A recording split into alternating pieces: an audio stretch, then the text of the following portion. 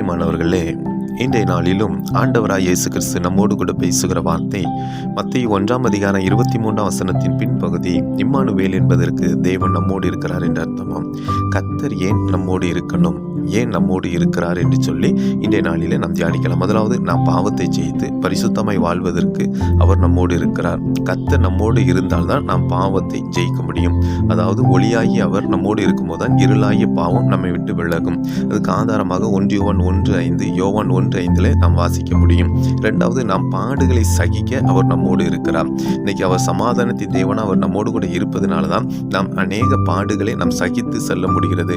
இதற்கு ஆதாரமாக யோவான் 16:33, 1 பேதுரு 3:14-15 நாம் தியானிக்க முடியும். மூன்றாவதாக, பிசாசை ஜெயிப்பதற்கு அவர் நம்மோடு கூட இருக்கிறார். விசுவாசம் உள்ள தேவனாக, அதாவது 2 கொரிந்தியர் 13:5, சங்கீதம் 23:1 அடிப்படையில் இதை நாம் பார்க்க முடியும்.